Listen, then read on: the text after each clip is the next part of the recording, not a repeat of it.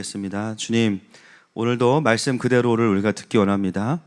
하나님, 성령께서 기록하신 이 성경을 성령의 감동으로 풀어낼 때에 듣는 자들이 또 성령으로 그것을 받을 수 있도록 함께하여 주옵소서.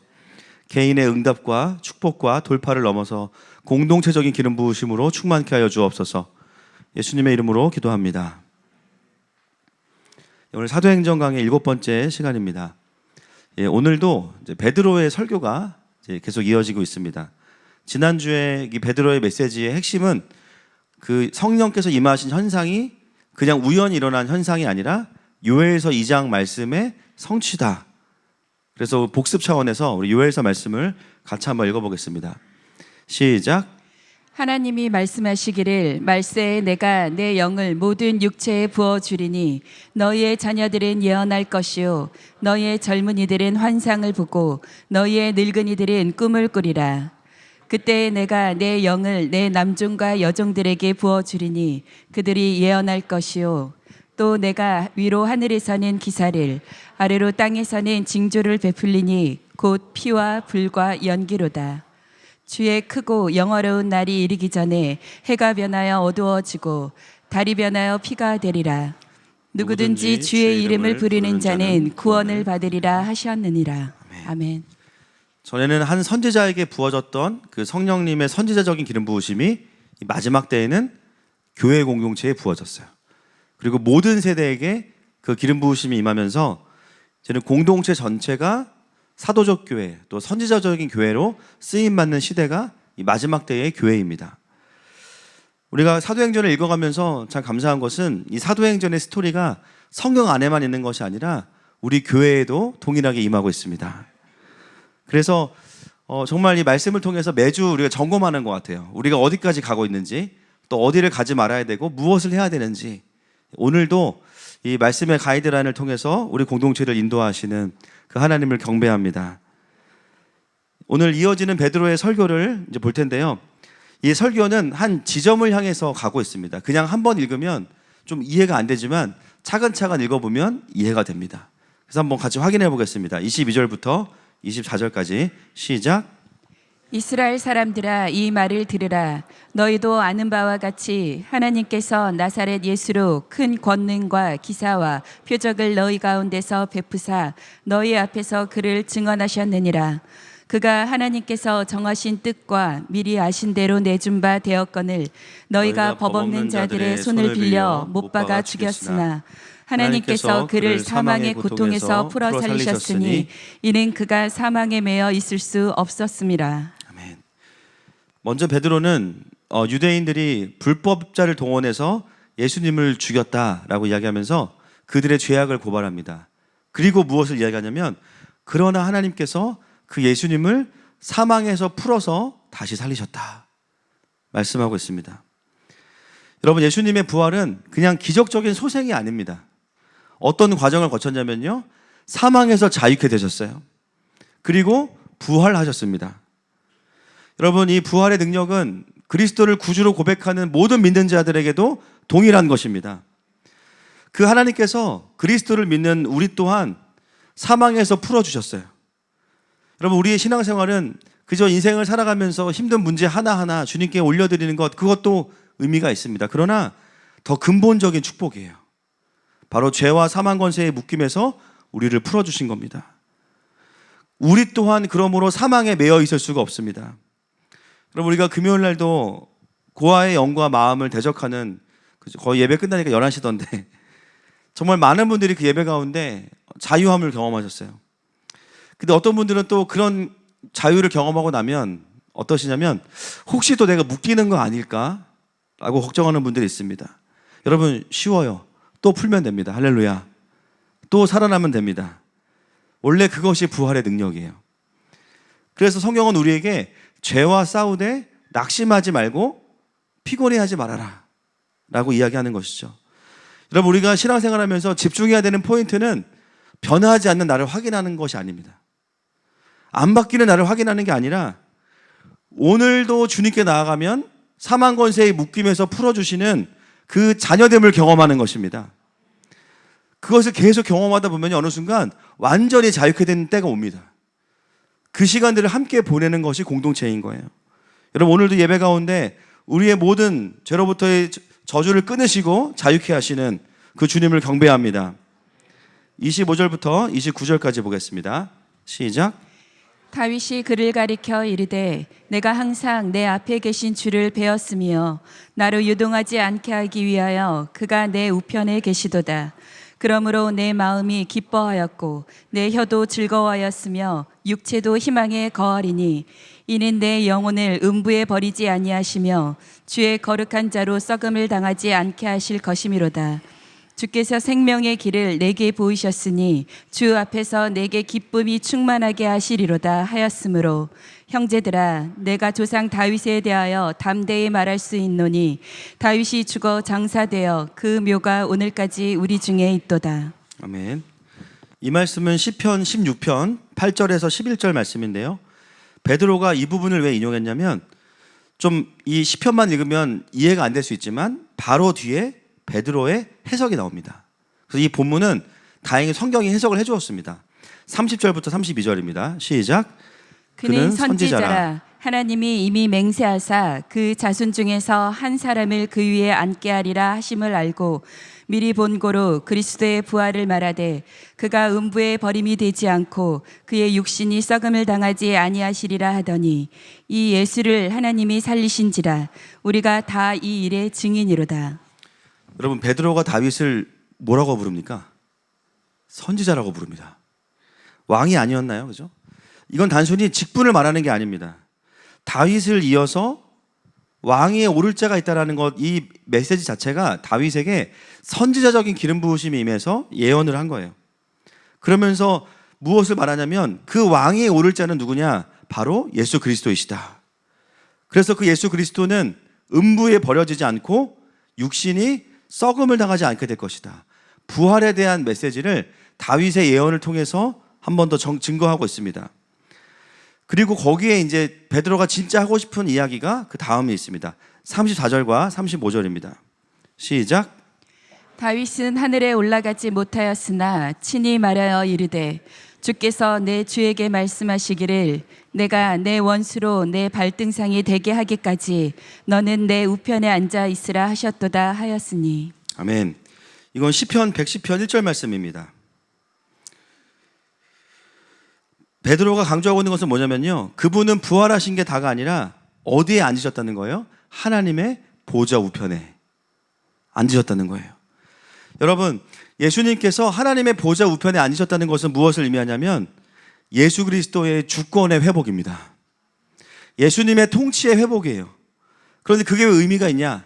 하늘의 보좌에 앉으신 그 예수님께서 이제는 성령님을 통해서 이 땅의 교회를 다스리시는 천상의 통치가 이제 시작되었다는 것입니다.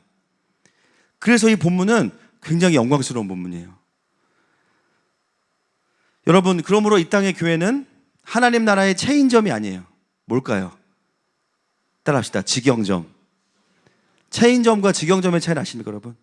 주인이 직접 국물 맛을 내면 직영점이에요. 할렐루야. 이 땅의 교회는 하나님 나라의 체인점이 아닙니다. 프랜차이즈가 아니고요. 하늘에서 예수님께서 직접, 죄송합니다, 예수님, 매장을 관리하십니다. 그래서 너무 아니다, 그럼 야, 니네 교회 문 닫자. 그리고 열심히 잘 순수하다고 너네 내 기름 부어줄게. 직접 교단을 초월하여서 교파와 교단과 상관없이 예수님의 통치를 인정하는 그 교회들을 예수님이 직접 관리하시고 다스리시는 그 마지막 때가 시작되었다는 본문입니다. 여러분, 우리도 교회입니다. 아멘이시죠? 우리 각자 교회예요. 우리의 본사는 어디에 있냐면 하늘에 있습니다. 예수님을 구주로 영접한 여러분들을 누가 다스리시냐? 하늘에서 예수님께서 직접 여러분들을 관리하시는 거예요. 나의 컨트롤 타워가 이 땅에 있는 것이 아니라 하늘의 보좌에 있는 겁니다.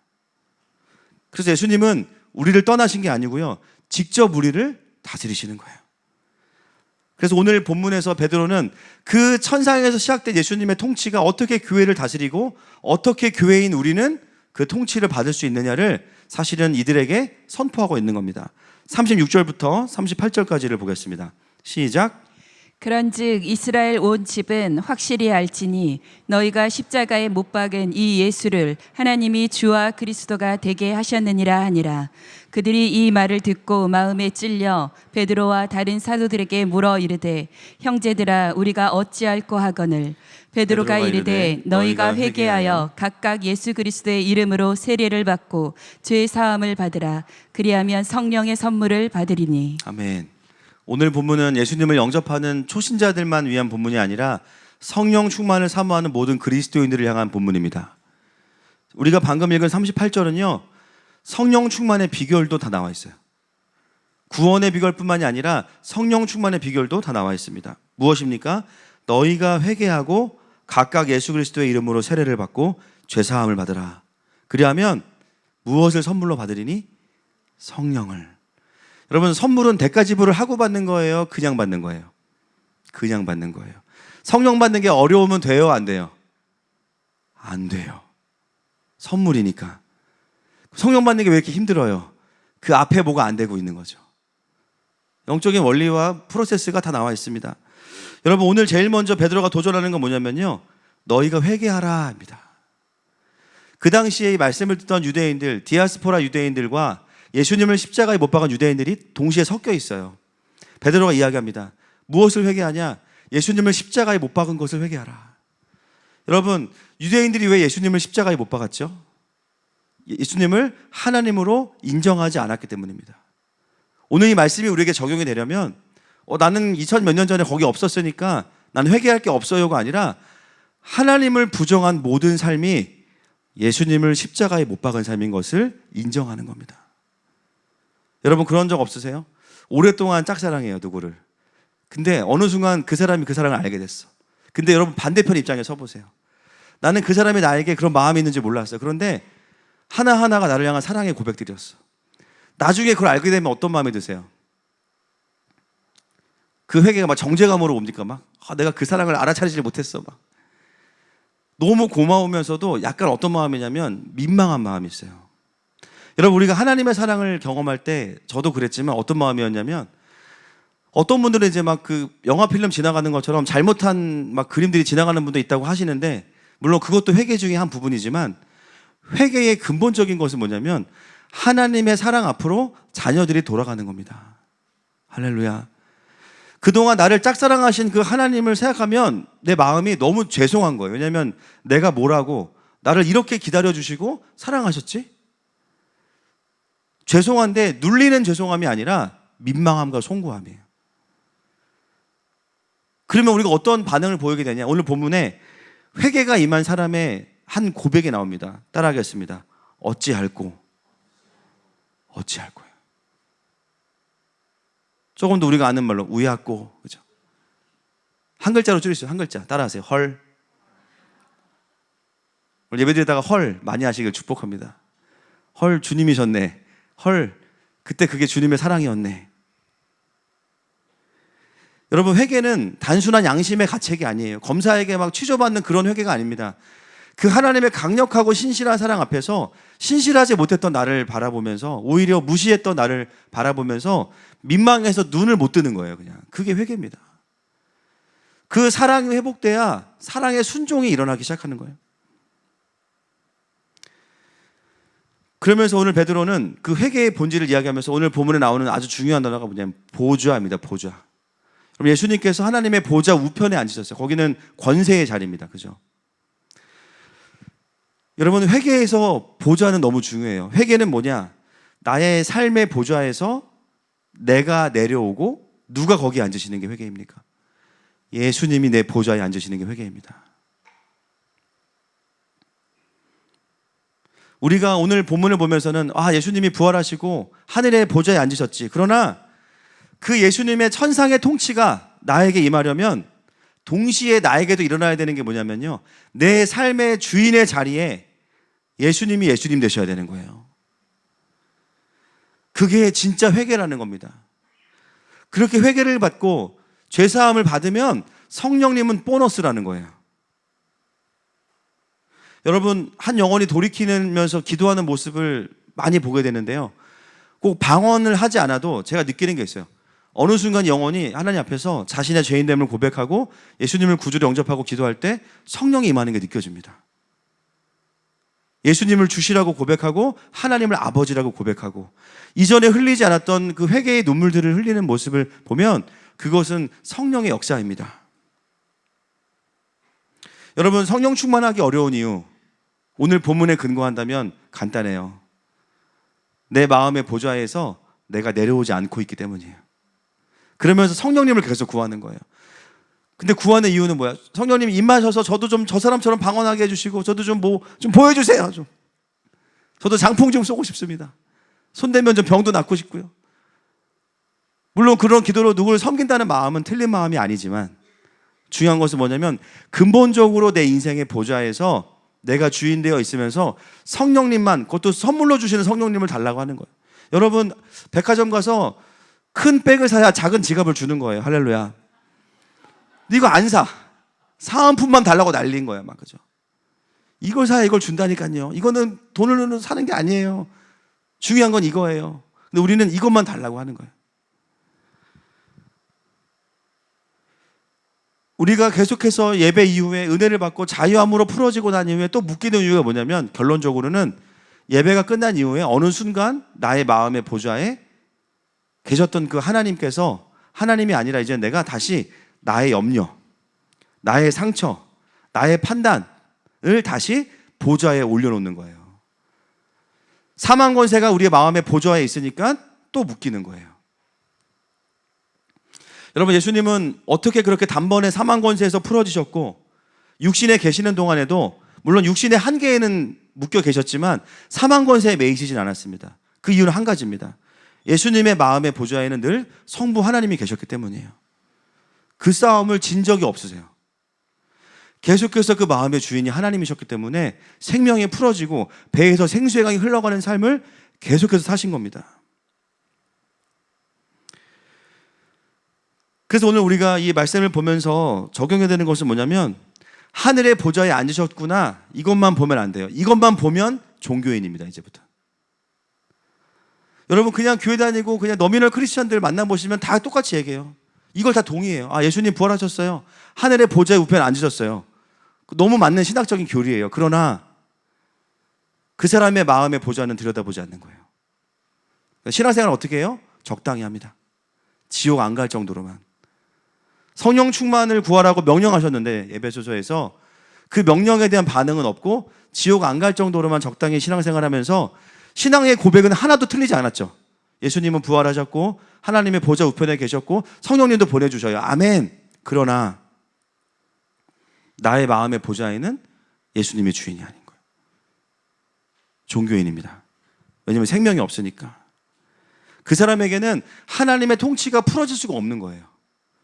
성령을 달라고 기도하고 봉사도 하고 헌신하지만 정작 중요한 보좌의 싸움에서 지고 있는 거죠.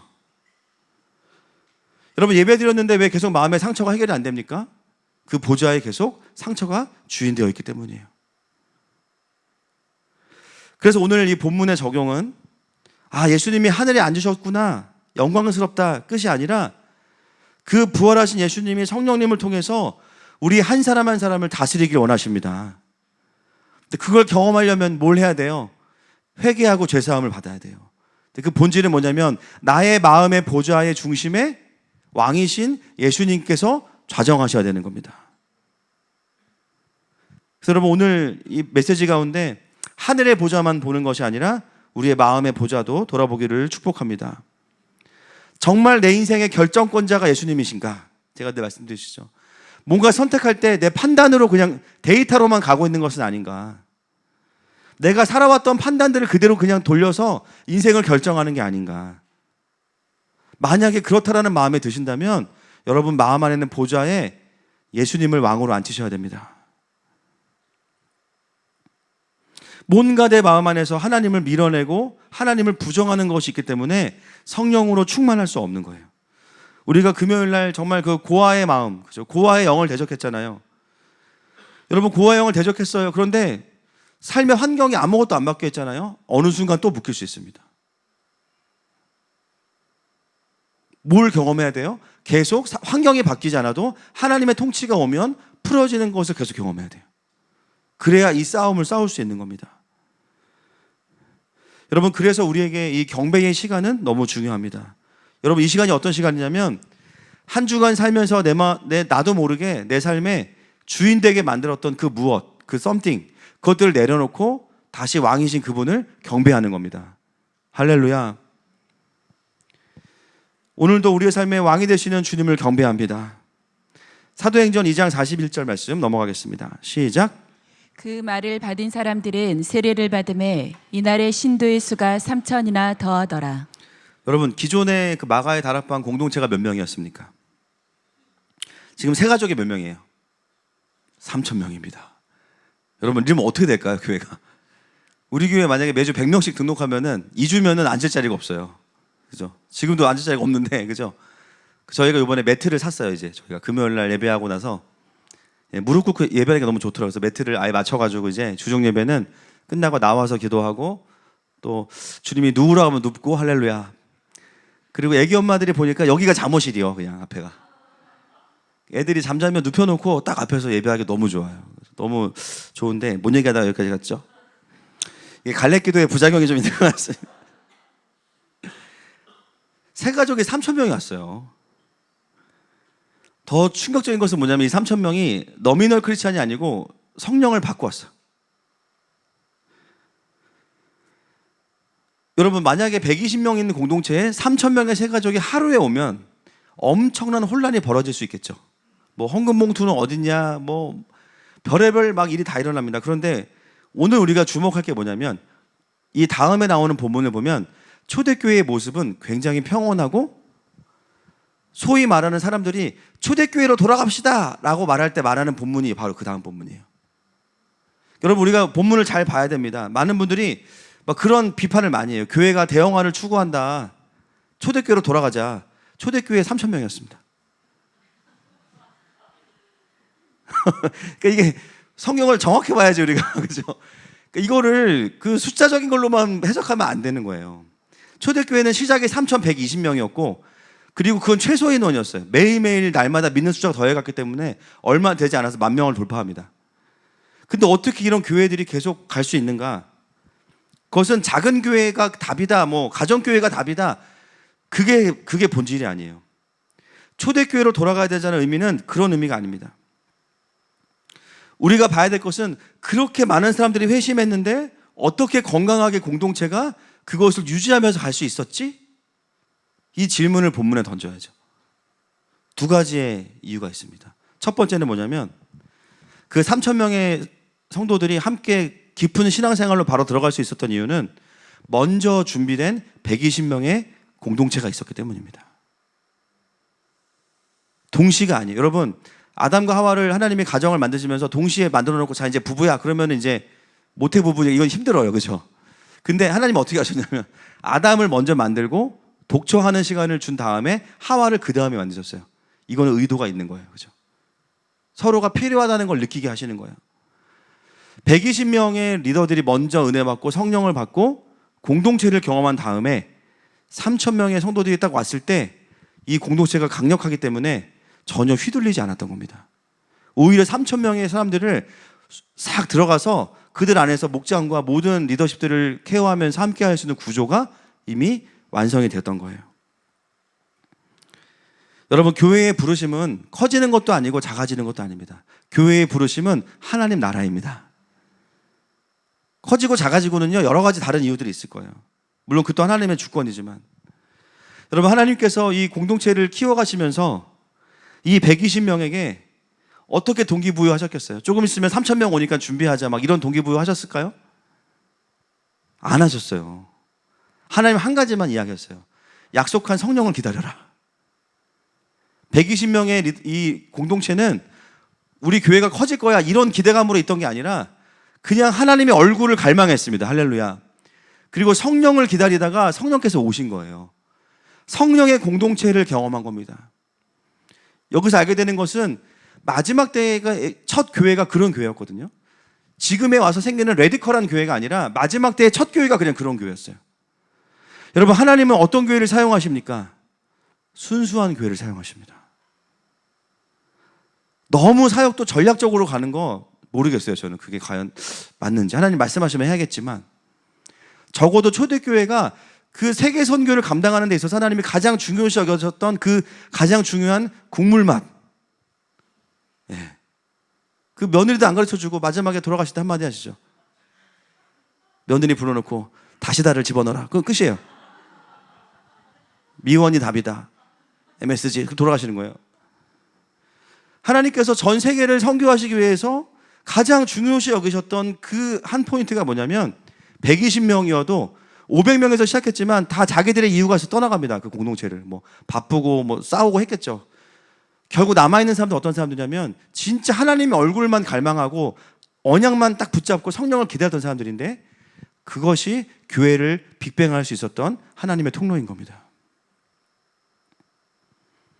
그들의 부르심은 그냥 기도였어요. 그냥 기도. 그냥 성령님을 구하는 거였어요. 그 순수함 때문에, 그 순수함을 사용하셔서 하나님은 세계의 교회들을 만들어 가신 겁니다. 또 한 가지는 뭐냐면요, 세 가족이 모두가 다 성령 충만한 분들이 왔습니다. 이게 참 놀라운 일이에요. 그냥 초신자들이 아니라, 또는 그 자리에서 바로 성령 충만을 받은 자들이 세 가족이 됐어요. 그러니까 오자마자 인간의 연합이 아니고 영적인 연합이 일어나니까 질서 있고 연합되면서 교회로 세워지게 된 겁니다. 여러분, 이게 마지막 때에 시작된 첫 교회의 모습이에요. 그럼 뭐냐면, 하나님은 이런 교회를 계속 기다리고 기대하시고 준비하고 계신다는 겁니다. 제가 말씀을 보면서 선포했어요. 하나님, 하늘마음 교회가 이미 이런 교회입니다. 할렐루야. 새 가족이 온 날 은혜 받고 할렐루야. 성령 충만을 경험하고, 또 먼저 온 지체들은 먼저 성령님을 경험해서 사람과 사람의 연합이 아니라 성령과 성령의 연합이 되는 것입니다. 낙심한 자가 와도, 상처받은 자가 와도, 처음 교회 다닌 사람이 와도, 이전 교회에서 헌신한 사람이 와도 모두가 수지기동이 될지어다. 하나님 안에 성령 충만하게 될지어다. 그것이 마지막 때 하나님께서 기대하시고 준비하셨던 교회의 모습인 거예요. 그래서 요즘 교회들이 훈련도 중요하지만 어떤 기대감을 가져야 되냐면요, 마지막 때에는 기존의 루틴과는 다르게 일하실 것들을 기대해야 됩니다. 저도 최근까지도 좀 생각이 많이 바뀌지 못한 부분이 있었어요. 아, 상처가 많으시니까 한 5년 동안은 예배만 드리세요. 더 상처돼요. 나중에 그게 나 회복됐는데 지금 막 같이 뛰고 싶은데 막, 그죠? 아, 이걸 내가 제한하면 안 되겠다. 어쩌면 하나님 예배 한 번으로 깊이 만나 주시는 분들도 보게 되고, 교회 처음이신데, 제가 지난주에도 한 목장 이제 놀러 갔다가 거의 한 분의 간증을 2시간 이상을 들었어요. 교회 온 지가 이제 한 달 되셨는데, 교회 처음이신데, 근데 계속 하나님 앞에서 마음을 나누시는데 너무 은혜가 되는 거예요. 아, 이런 일이 있구나. 여러분, 그러나 이것은 특별한 사건이 아닙니다. 마지막 때에 주시는 하나님의 대부흥인 줄로 믿습니다.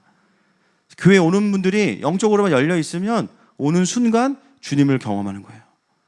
성령의 충만을 경험하는 겁니다. 그리고 함께 하나님 나라를 위해서 뛰게 되는 겁니다. 여러분, 사실 너무 감사한 것은 그래서 우리 교회에 3,000명을 보내주신다, 여러분, 그게 아닙니다. 그러면 큰일 나요. 지금 주차장 난리 납니다. 지금도 우리를 가로막는 주차멍이 있기 때문에. 중요한 것은 뭐냐면, 국물 맛을 잃어버리지 말자. 할렐루야. 아멘이십니까? 여러분, 우리가 갈렙 기도회 왜 합니까? 그건 사역이 아닙니다. 그거는요, 공동체의 기름을 채우는 시간이에요. 주유하는 시간인 거예요. 그리고 공동체에 기름 부으심이 있어야 공동체의 이름으로 모이는 모든 모임에 하나님의 임재가 있고 하나님의 사랑이 흘러가는 거예요. 제가 요즘에 느끼는 게 뭐냐면, 저희 교회가 오기 전에 우리 장로님과 또 이전 교회 권사님들이 이곳에서 드리셨던 기도가 뭐냐면, 하나님을 갈망하는 기도예요. 그 전에 교회가 너무 어렵다 보니까 예배가 힘드셨던 거야. 그러니까 은혜가 없으니까 주중에 오셔서 밤이고 낮이고 기도하시면서 여기서 드리셨던 기도가 뭐예요? 하나님을 갈망하는 기도예요. 여러분, 기름은 그럴 때 채워지는 겁니다.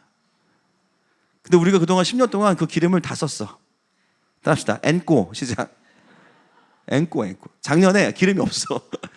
그동안 신났어. 아, 기도 안 해도 잘 된다 막 생각했는데, 그게 기도 안 한 게 아니고 기름을 다 쓴 거야. 유전이 없어요 지금. 그래가지고 큰일 났습니다. 그래가지고 하나님, 이제는 너네가 셀프 주유해라 말씀하신 거예요. 저희가 올해부터 한 달 동안 기도회를 시작했는데 왜 이렇게 하나님 은혜가 주시나? 그래서 하나님이 기다리셨기 때문이고요. 한 달이었지만 매일 120명이 매일 기도했어요. 기름의 양이 지금 이 본당 안에, 여러분 라이터 켜지 마세요. 큰일 납니다. 지금 주의를 쉽시다. 아주 이 본당 안에 지금 하나님의 그 오일이 막 그냥 흘러가는 거예요. 한 달 끝났는데 하나님이 더 해라. 더 해. 이제는 그냥 하는 거예요. 계속. 근데 이 중앙에서부터, 이 성전의 중앙에서부터 기름 부으심이 있어야 신방을 가도 예배를 해도 목장 모임을 해도 은혜가 흘러가는 겁니다. 이게 하나님 나라의 원리인 것이죠. 여러분 내일 많이 나오실 거죠? 네, 내일 제가 인도합니다. 많이 나오세요.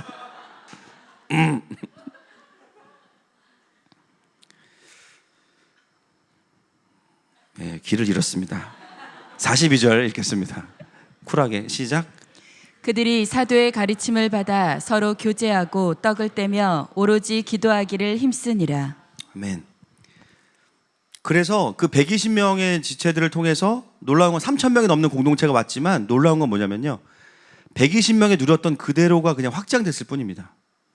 갑자기 막 무슨 대형 교회가 돼서 막 회중으로 들어가고 막 익명성이 생기고 그런 게 아니라 3,000명이 모였지만 한 명 한 명이 계속 성도로 있고요.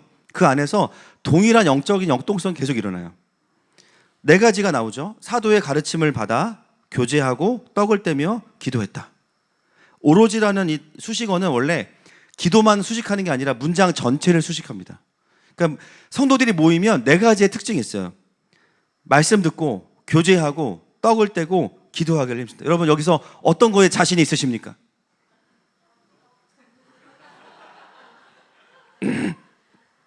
저도 그렇습니다.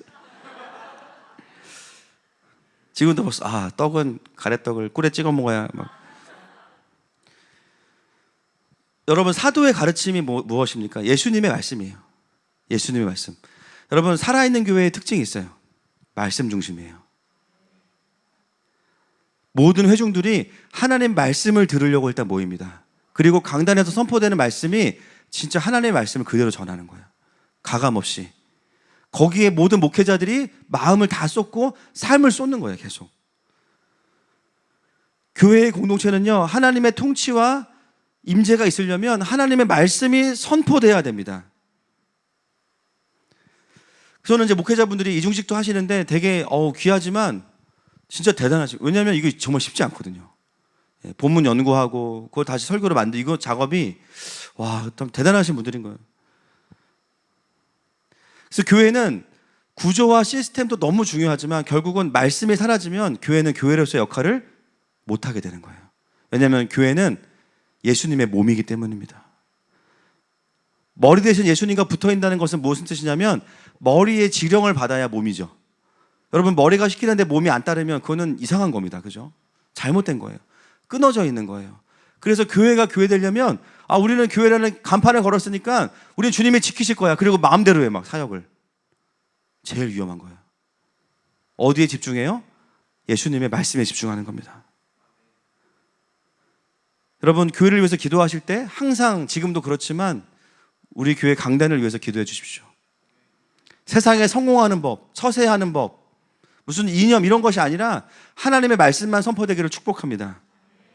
그래서 우리의 부르심은 교회가 커지냐 작아지냐가 아니라 그냥 하나님의 말씀을 사모하는데 계속 모이는 거예요. 계속 모여서 말씀을 나누고 그 말씀 앞에서 풀어지고 회복하고 그 은혜가 임하는 거죠. 2번째가 뭐냐면 교제인데요. 이 교제는 단순한 친교가 아닙니다. 그 친교의 성격은 어디에 있냐면 3번째, 여러분도 좋아하시는 떡에 있어요. 떡을 땜. 여기 있고 2번째 교제는 그렇다면 이 교제와 다른 어떤 교제인 거죠? 영적인 교제입니다. 사도의 가르침을 받아요. 예배를 드리고 말씀을 받아요. 그러면 모여서 뭘 하냐면 나의 삶을 나누기 이전에 물론 그것이 연결되어 있지만 하나님이 주신 것들을 나누는 시간이 영적인 교제입니다.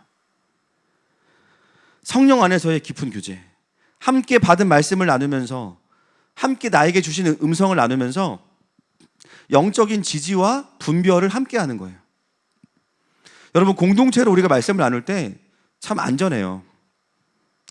지지를 받아요. 아, 맞아요. 집사님 그 마음 하나님 주신 것 같아요.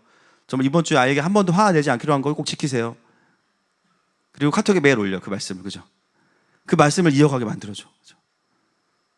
반대로 어떤 분들은 엉뚱한 응답을 받아요. 막. 그 설교의 맥락도 아니야. 그죠? 아, 오늘 말씀에 주님이 떡을 먹으라고 하셨어. 권사님 그거 아닌 것 같다고. 그거는 오늘 아닌 것 같다고. 나중에 드시라고. 아닌 건 아니다라고 해주는 거예요. 그 공동체로 신앙생활을 할 수밖에 없도록 하나님은 교회를 처음부터 그렇게 세팅하셨어요. 그러니까는 대형 교회가 문제인 게 아니라 크건 작건 간에 이 구조가 나오지 않는 게 문제예요.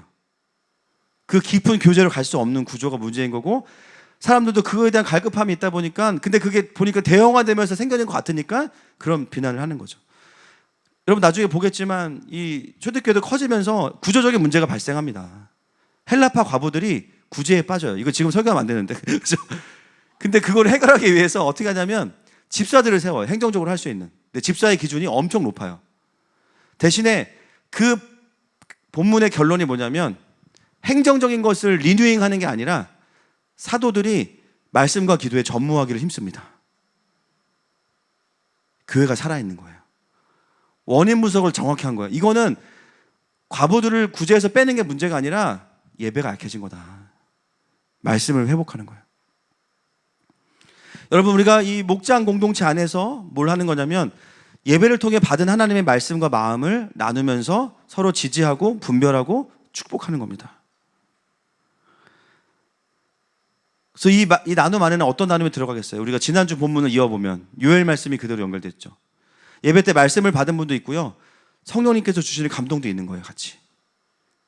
제가 지난주 기억나세요? 피스 한 조각씩 주신다고 예배드리면 공동체를 향하여서도 그림을 함께 해주시고 목장에서 한 지체를 향하여서도 그런 그림을 주시고 함께 기도하면서 그것들을 나누는 거예요. 오늘 기도하는데 집사님 위해서 기도한 하나님께서 이런 그림을 주셨다고 나누고, 그러면 그걸 받은 사람도 그거에 대해서 하나님의 마음을 나누고, 공동체입니다. 요즘 뭐 교역자들도 이제 화요일마다 회의를 하는데 당회에서 뭔가 같이 기도하면서 결정된 것들을 교역자들이 같이 사역을 풀 때 어떻게 하냐면요. 전에는 사무실에서 회의했지만 지금은 저희가 이제 본당 앞에서 회의를 해요. 기타 들고. 그래서 이번 주 사역할 게 뭔지를 쫙 쓰고요. 같이 기도를 시작해요. 경배하면서. 같이 하나님 마음을 받아내고 거기서 결정하는데요. 너무 좋아요. 그냥 뭔가 사람이 회의에서 결정하는 것이 아니라 함께 하나님 앞에서 교회의 방향들을 보면서 마음을 받아내고 그것들을 사역으로 풀어갑니다. 감사한 것은 뭔가를 마음을 나누면 제가 뭔가를 설득해야 되는 그런 분위기가 아니라 함께 하나님의 마음들이 그냥 풀어져서 자연스럽게 그게 이제 함께 공유가 되는 거예요. 여러분 진정한 의미의 탑다운은 이런 겁니다. 하늘에서 사역이 내려와야 돼. 할렐루야. 사람이 사람을 설득하는 게 아니라.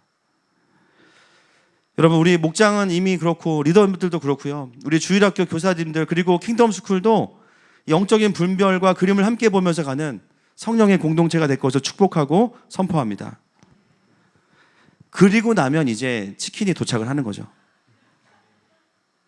그리고 나면 피자가 도착을 하고, 그래서 같이 이제 우리가 피자를, 치킨도 좋고 피자도 좋아요. 그렇죠? 서로 이제 한 말이고 한 몸이다. 이걸 나누기 위해서 나눠주는, 예수님이 떡을 떼어 나눠주시지 다리와 이제 목과 다 나눠주는. 확인하는 거예요. 확인하고 이제 그러면서 삶의 이야기들을 나누는 거죠. 그러니까 목장 모임 자체가 굉장히 영적으로 풍성해지는 거예요. 계속 더. 이미 우리가 그렇게 하고 있지만 그러면서 마지막은 뭐예요? 또 기도입니다. 그리고 또 그러니까 우리가 예배하러 가자. 같이 기도하자. 그럼 제가 그 고아의 영 나누면서 그렇죠? 잠깐 이제 그 광고했던 게 과부의 영에 대해서도 좀 나눌 건데 어떤 분이 호레비의 영도 해달래요. 그래서 그건 아직 주님이 말씀 안 하셨다. 그래서 그래도 있을 수 있겠다 생각이 들어가지고 과부의 영 얘기하면서 말씀드렸던 게 우리나라는 오전 10시부터 12시에 브런치 카페에 과부의 영이 임한다. 가보면 그냥 과부촌이다. 그래서 이제 가정 안에 있는 고아에 대한 이야기를 나누고 있다 이 말씀을 드렸는데 우리의 목장 모임이 과부촌이 되면 안 돼요. 기도로 끝나야 됩니다. 설령 어려움이 있다 할지라도 하늘에서 끝나야 되는 거예요. 힘들어. 힘든 거 다 토로하고 속이 후련하다. 물론 그것도 감사하지만 그 다음에 하나님이 그것에 대해서 뭐라고 말씀하시는지를 목장 안에서 함께 듣고 풀어줄 수 있어야 됩니다. 말씀의 흐름 안에서. 그것이 초대교회가 가지고 있었던 3,120명이 가지고 있었던 강력한 놓치지 않고 있었던 구조예요. 여러분 이게 되려면요. 기본적으로 교회 예배가 엄청 강력해야 되고 그리고 그것을 나누어낼 수 있는 촉매제와 같은 리더들이 곳곳에 들어가 있어야 되는 거예요. 그래서 한 사람이 너무 마이크를 오래 잡고 2시간 동안 얘기하면은 잠잠하라. 그죠? 잠잠하라. 숨 쉴 때 끊고 들어가요. 숨 쉴 때. 말을 막 2시간 동안 계속하면 죽지 않아요. 그럴 수 없어요. 숨을 쉬어요. 그러면 잘못 숨을 쉬거든요. 숨 쉴 때 끊고 들어가요. 아유, 감사합니다, 집사님. 그리고 이제 말을 하고 싶은데 입이 근질근질한 분이 보여요. 영적으로 분별이 됩니다. 그분에게 순서를 주시면 됩니다. 그러면 그분이 또 깊은 나눔을 하는. 이 120명의 공동체가 그 은혜를 담아갈 수 있는 훈련이 되어 있었기 때문에 많은 사람이 왔음에도 불구하고 그 은혜를 유지할 수 있었던 거죠. 자, 2장 43절부터 45절 말씀 보겠습니다. 시작. 사람마다 두려워하는데 사도들로 말미암아 기사와 표적이 많이 나타나니 믿는 사람이 다 함께 있어 모든 물건을 서로 통용하고 또 재산과 소유를 팔아 각 사람의 필요를 따라 나눠주며. 네, 여러분 이 모습이 성령의 공동체의 모습입니다. 예, 성령의 공동체의 모습.